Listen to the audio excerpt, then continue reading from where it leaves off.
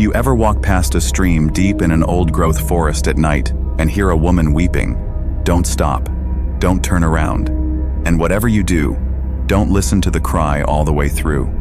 In ancient Scottish folklore, there is an entity that appears only to mourn, and anyone who hears her weeping is given a warning. They will die in their next battle. She is called the Caoinag, the Weeper, the wailing woman of the woods. Deep within the ancient forests of Western Europe, where the mist never fully lifts and the trees are older than memory, there exists a hidden world that predates human civilization, the realm of the Dark Fae. Unlike the gentle, glowing fairies of children's tales, the Dark Fae folklore speaks of Fae spirits born from sorrow, shadow, and the wild grief of nature itself. Among them, none is as feared or as tragic as the Caoinag.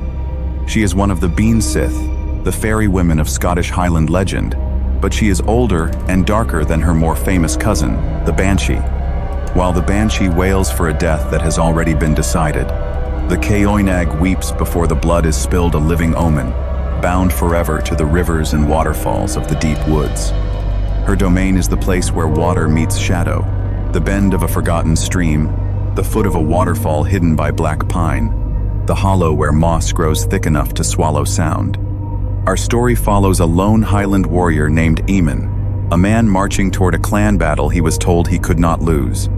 Crossing through ancient woodland at dusk, he hears it a faint, broken sobbing carried on the wind. He tells himself it's the wind, through the rocks. He tells himself it's an animal. But the sound grows clearer with every step. A woman, weeping by the water, her voice full of centuries of sorrow. Eamon follows the sound against every instinct until he finds her. She kneels at the edge of a black stream, washing what appears to be bloodied cloth in the water, her long dark hair hanging like a veil over a face he cannot see.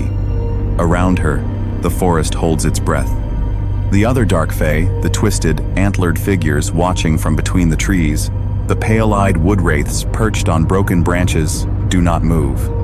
They simply watch, as if they already know how this ends. The closer Eamon gets, the colder the air becomes. The water at her hands isn't water at all, it runs red, and as he steps closer, he realizes she is washing his own armor.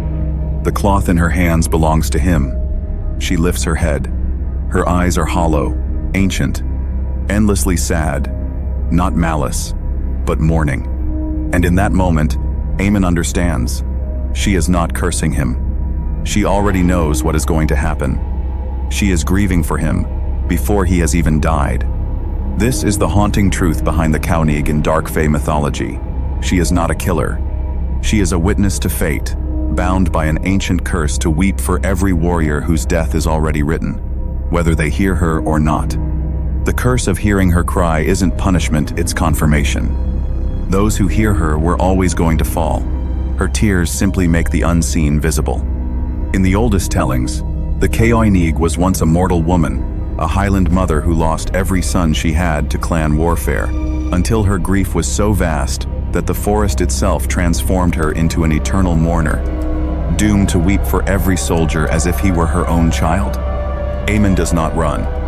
Instead, he kneels beside her at the water's edge, and for the first time, the legend shifts. He reaches out, not in fear, but in compassion, and the forest seems to soften around them, as if no one had ever shown her kindness before.